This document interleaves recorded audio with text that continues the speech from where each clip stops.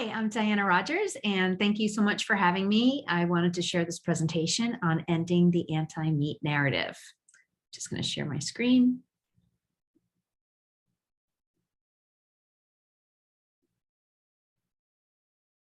Okay. Ending the anti-meat narrative. I've got two of my logos here, the Global Food Justice Alliance and Sustainable Dish, which is my main business. And I'll be talking a little bit more about those. So my main concern is looking at optimal human food and then how can we produce that in the most regenerative way. Most people who are talking about long-term sustainable, how we're going to feed the world, are looking at our broken agricultural system and saying, okay, well, what's the most sustainable way based on this broken system? And they're also looking at the wrong metrics. They're looking purely at greenhouse gas emissions. I'm going to talk about why that is wrong. And they're not really looking at optimal human nutrition. They're looking at basically human feed. So how can we get the most calories into people? That, I believe, is the wrong way to be approaching this. The reason I called my book and film Sacred Cow is because it's an idea, custom, or institution held especially unreasonable to be above criticism. And so it is sort of assumed that meat is bad for our health, bad for the environment, and unethical to eat. And when you challenge this in any one of these ways, it is rejected by media. So my book and film really didn't get much media attention, and that's because it's just assumed that cows are bad. And the great thing about cows, the sacred thing about cows, is that they can be one of our best ways to mitigate climate change. And so beef and cattle are misunderstood and unfairly in the scope of, negative public opinion. What we're being told is that meat causes cancer and heart disease. Meat is bad for the environment. It's unnecessary to eat meat when we can just produce meat in labs. It's unethical to eat meat. And that lab-based proteins are cleaner, and cleaner in not only an environmental sense, but also in this sort of like spiritual, ethical sense as well. And you can see there's tons of films coming out all the time telling everybody why meat is so evil, and there's really not a lot of pushback. These are images from the Meatless Mondays campaign, which has taken over the New York City public schools, which is the largest public school district in the United States. 70% of these kids are low income.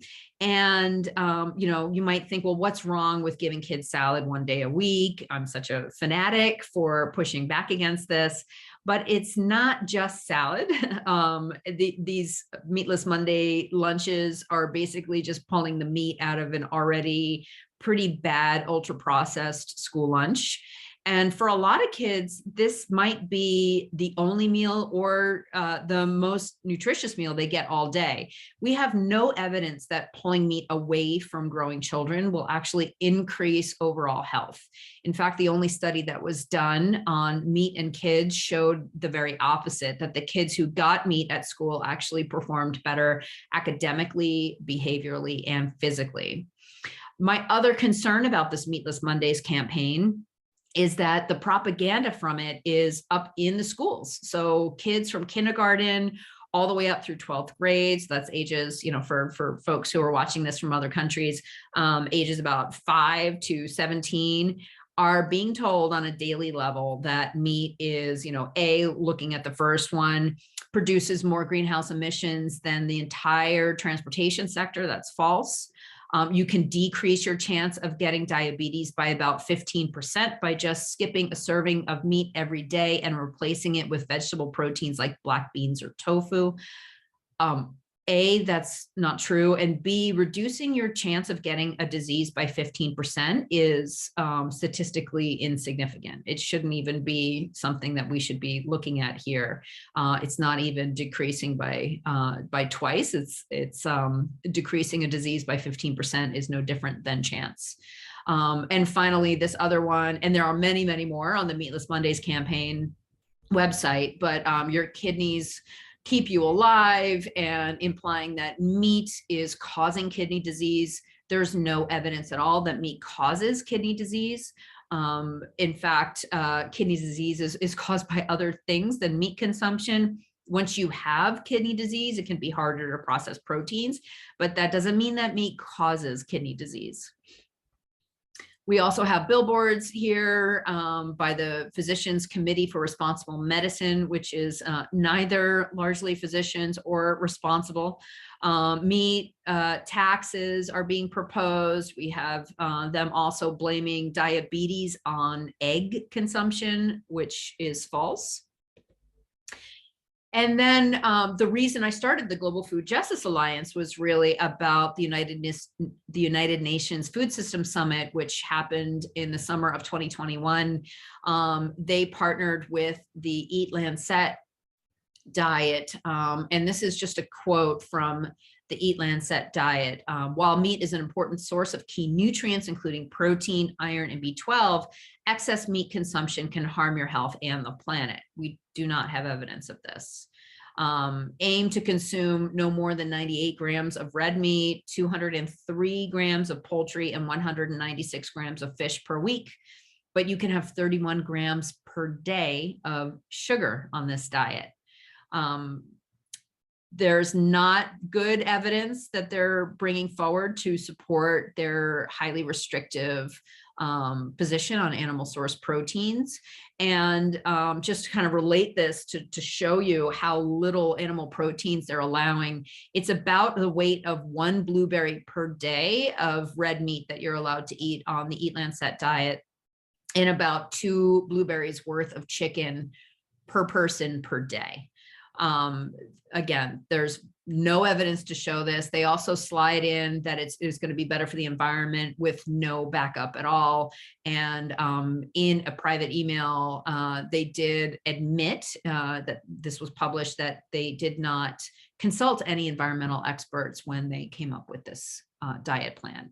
But this is what the global dialogue is right now. This is what the United Nations is considering.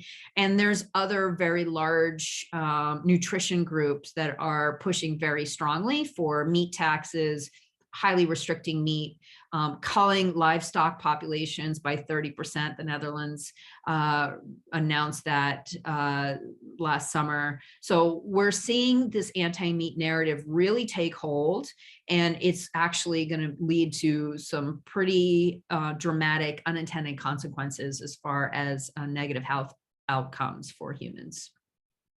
So again, the Eat Lancet diet is unscientific. There's no research showing a direct cause between red meat and disease. The most common nutrient deficiencies worldwide are iron and B12, and red meat is one of the best sources of those 2 nutrients. And animal source proteins are the only way you can get B12 naturally. Meat is, again, the best source of these nutrients. It's high in satiety, meaning it makes you feel full for the lowest amount of calories.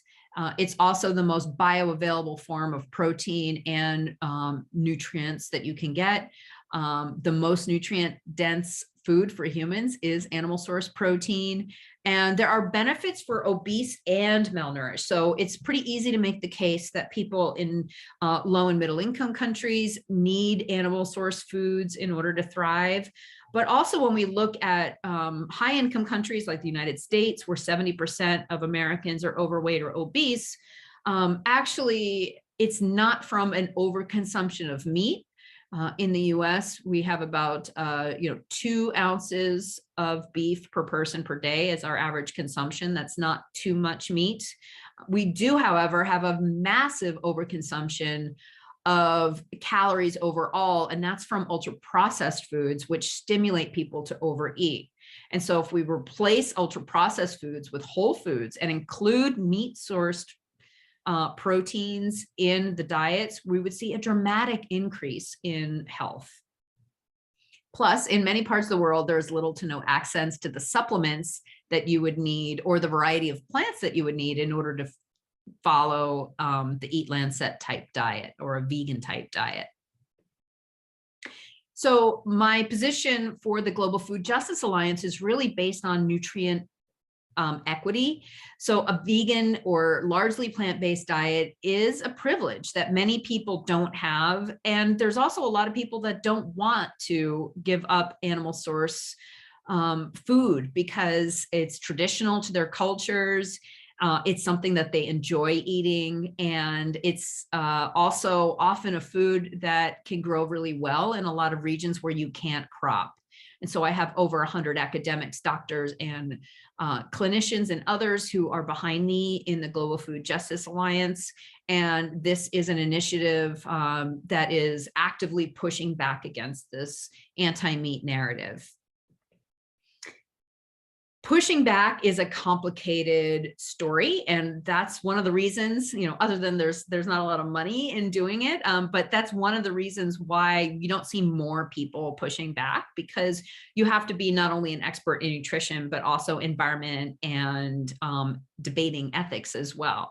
And so I go to nutrition conferences and try to explain the environmental case to people in the health world. And then I also go to animal science organizations and try to help them kind of explain the science to lay people. And this is not a scientific argument. I want to let you all know that this is not an argument we're going to win with just facts. This is an emotional argument, and we have to win this on many different levels. But I think that pushing back on the nutritional equity issues surrounding the less meat narrative or the no meat narrative is really, really important. So just kind of addressing the nutrition, we have the WHO report claiming that, bacon is just as bad as cigarettes, and that red meat, fresh red meat like steak is probably going to kill you with cancer, just like Roundup, glyphosate. And the problem is they can show cause, but they're not really giving you sort of the relative risk, right? So your chance of getting cancer from cigarettes is about 30 times higher than someone who is a non-smoker. What they found with bacon is that if you were to eat 5 slices of bacon every single day for the whole rest of your life, your chance goes from, the average risk, which is about 5%. All of us have about a 5% risk of getting colon cancer. Eating bacon every day raises your risk to 6%. So it jumps from 5% to 6%. But the media reports that as a 20% increase in the chance of getting cancer. But that's not even a 200% increase, right? That's not 2 times the risk.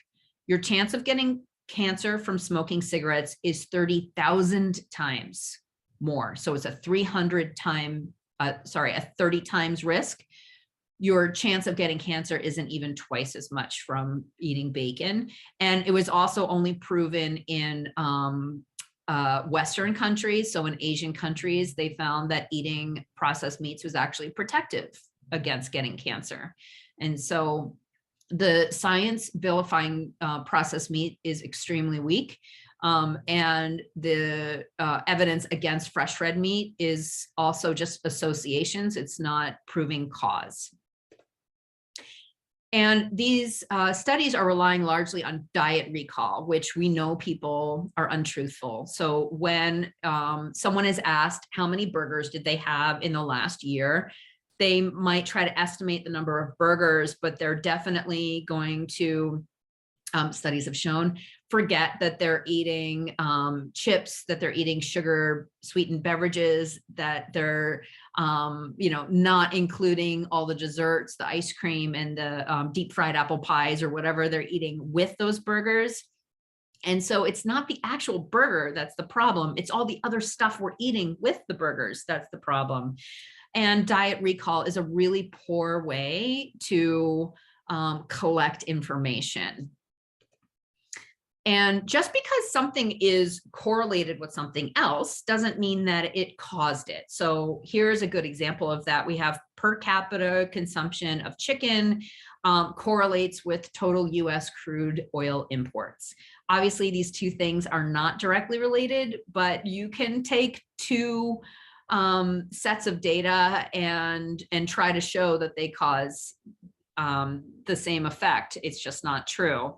So is it the meat, or is it what we're eating with the meat? Is it the burger here on this, or the hot dog, or is it the beer, the pizza, the other types of things that you eat with meat, or that someone who eats a lot of meat might also typically eat? So in the context of a healthy diet, where someone's getting a lot of exercise, they're eating a lot of fresh fruits and vegetables, we're just not seeing the same disease risk as somebody who is eating an overall relatively poor, ultra-processed Western diet.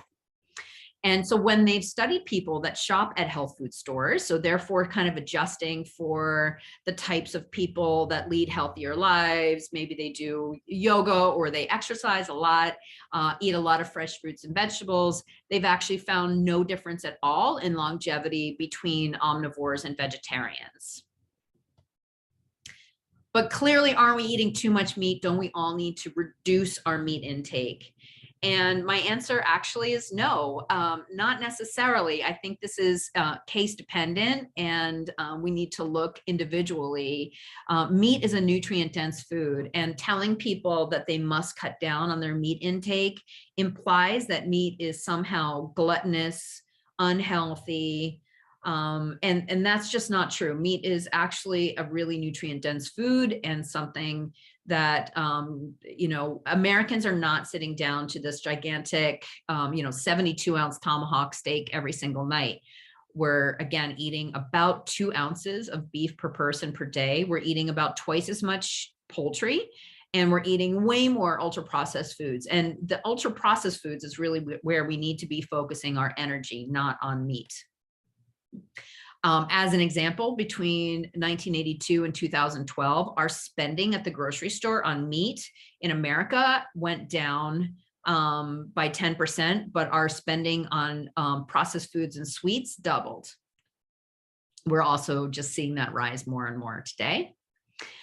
And here we have data between 1970 and 2017, and we can see that red meat intake actually went down between 1970 and 2017.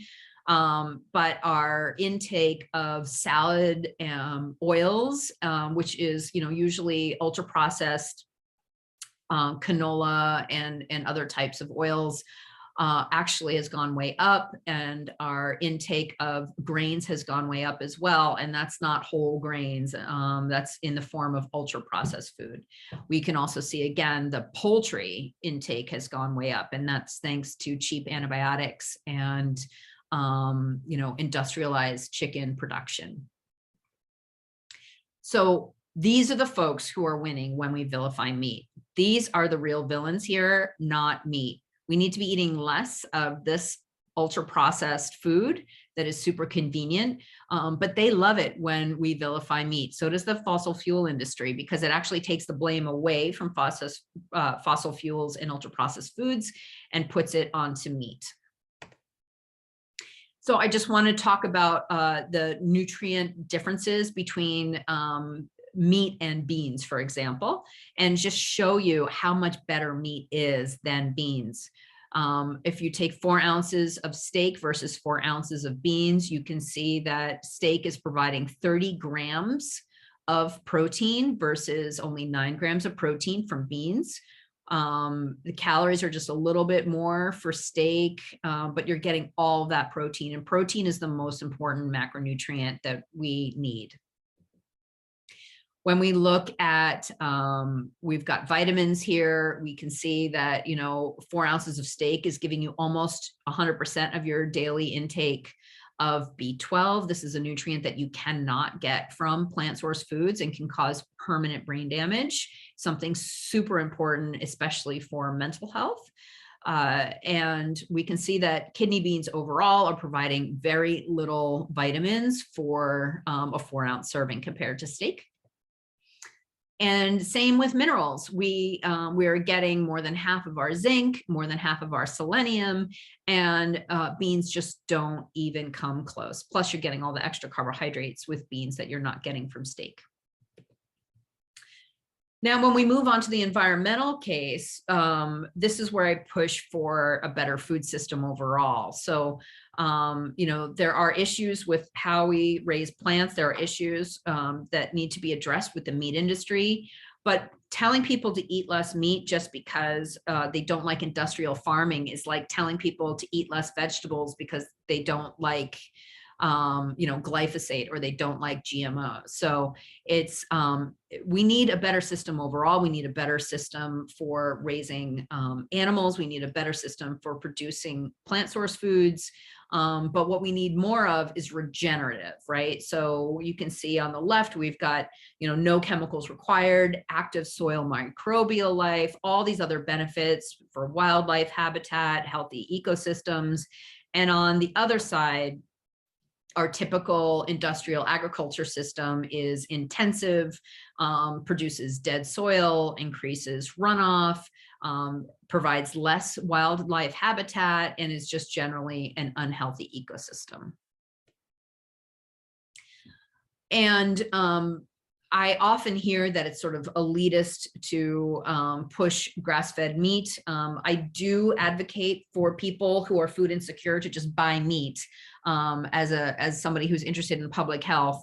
But for people who do have the ability to access and pay for grass-fed meat, this is data from just Walmart.com, which is an online seller here in the US. And we've got the price per pound of Beyond Meat burgers is almost twice as much as beef. But what they've done creatively with their packaging is they've put it in a very large package, and they market it in half-pound portions.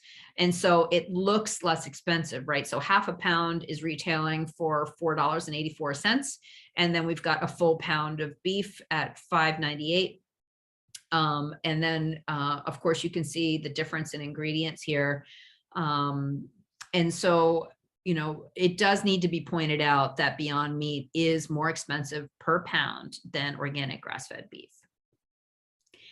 And nothing about providing, you know, lab-based meats or these ultra-processed meat alternatives is regenerative at all. It can't be.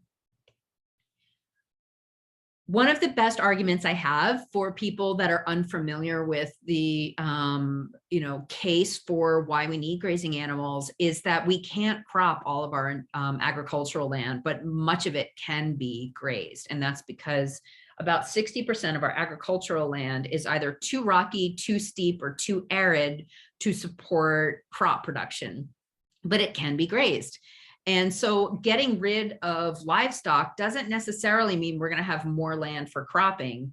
And that is something that, again, a lot of people don't understand. And when you explain this to them, it usually is the first kind of aha moment that they have, where then they start opening their mind to the rest of the arguments, where you can kind of make the case that meat has been overly vilified. The second one is that livestock can turn food we can't eat into protein. So globally, these are numbers from the FAO. About 86% of livestock feed is inedible by humans. And so the great thing, especially about grazing animals, is they can take food we can't eat on land we can't crop, which is the slide right before, and they can turn that into the most nutrient-dense food for humans. There was a study done in the United States looking at the environmental footprint of beef production here, and they found that the feed conversion ratio of beef was about 2.5 to 1. So 2.5 pounds of grain to 1 pound of meat here. Cattle here in the US are all start out on pasture and spend about the last 3 months or so of their lives on feedlots if they're not finished on grass. And a lot of what they're eating on feedlots is, you know, nutrient poor corn, but also the leftover byproducts from other crops like ethanol, like the alcohol industry. So things that we have no other use for, that would just kind of sit in a pile and emit methane if we didn't feed it to cattle to turn it into protein. So it's actually quite an efficient process. In other parts of the world, it's 100% grass-fed, and that's great too, as long as it's managed properly. The other important thing to note about cattle is only 42% of the animal is boneless cuts that we eat. So the rest all has a purpose in our not only food system, but in our other markets as well. So, you know, just to pull a few off of this chart, we get paint, rubber, waterproofing agents. There's biodiesel that can come from cattle, fertilizers, pet food. The pet food industry is about 30% of our beef production here goes straight to pet food. So when you see these numbers about meat availability in the US and these inflated numbers about how much Americans are eating, those are usually not adjusting for a loss, not adjusting for all these other things that are taken from cattle and the pet food industry and what's actually ending up in the kitchens of Americans. With the water argument, it's also something that's been sort of misrepresented. Most of the water footprint, so in typical beef, it's 94%, in grass-finished beef, 97% of the water footprint is called green water. Green water is natural water. It's moisture that's found already in the grass. It's rainwater that is going to fall whether or not an animal is, you know, grazing on a pasture. And so when you look at just the blue water footprint, so that's irrigation, or like when you're looking down at a map and looking at what's blue, like the lakes and rivers, the blue water footprint for cattle is actually only about 280 gallons per pound, which is actually less than avocados, walnuts, sugar, and other products. And so beef is not one of the Meatless Mondays posters that I didn't show earlier says that if you just stop eating beef, you're going to save 10 bathtubs full of water for one hamburger. And that's actually quite misleading, because it's not actually saving, you know, that type of water. It's not saving drinking water. It's saving green water, which isn't actually saving green water, because the grass is going to grow, the rain is going to fall regardless of whether an animal is there or not. These graphics, by the way, are all available at sacredcow.info under Learn and Infographics. This is just showing the difference between the emissions from a grazing animal and the emissions from fossil fuels. So on the left, you see that the carbon and also methane from fossil fuels is actually bringing up ancient carbon and methane that are locked in the Earth's core and pumping it directly into the atmosphere. And it's not part of a cycle, it's just going straight up. In the case of grazing animals like cattle, like moose, like deer, the animals are eating the grass. The digestive process of that does emit methane, which, yes, is higher in its greenhouse warming ability than CO2. But after 10 years, the methane gets broken into H2O, which is water, and CO2, which is carbon dioxide. The water becomes part of the water cycle, like rain, and the CO2 goes back into the photosynthesis process. So the plants take up CO2, they emit O2, which is oxygen, which is what we breathe. And then the carbon becomes part of the grass. It also goes down into the roots. It's exchanged.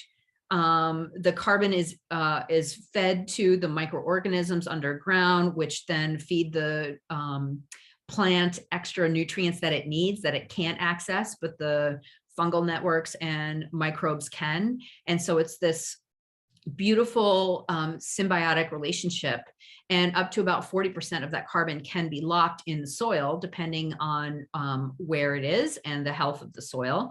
And so new soil constantly is getting built from this carbon process. So it's a very different model than fossil fuels, and it should not be compared to fossil fuels, because we're not just talking about emissions with cattle, we're talking about a carbon cycle, which is very different than the fossil fuel emissions.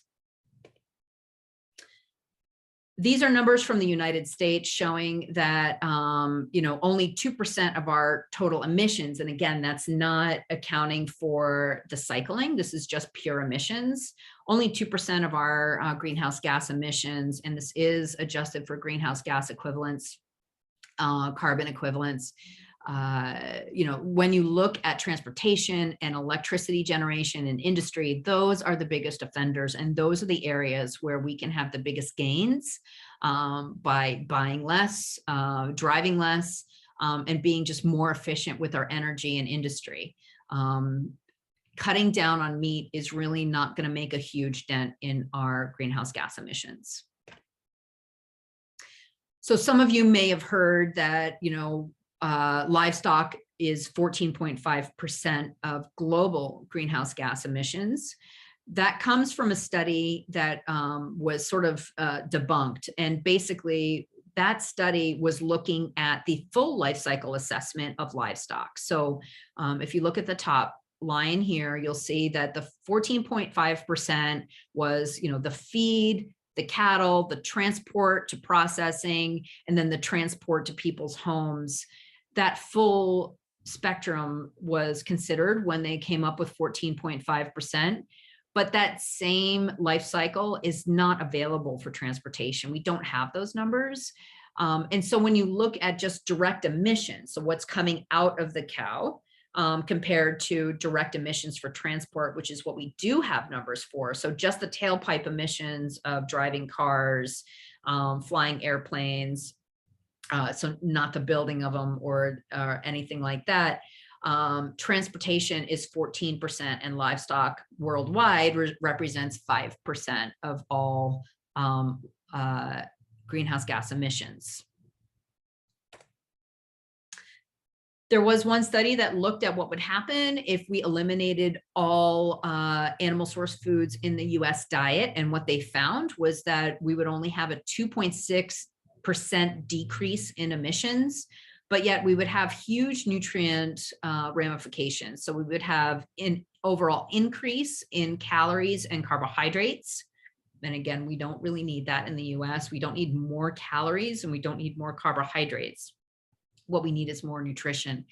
And we would actually have a loss in nutrition. So we would lose calcium, vitamin A, B12, and some essential fatty acids by eliminating animal source foods in the US diet. So the trade-off is just really not worth it.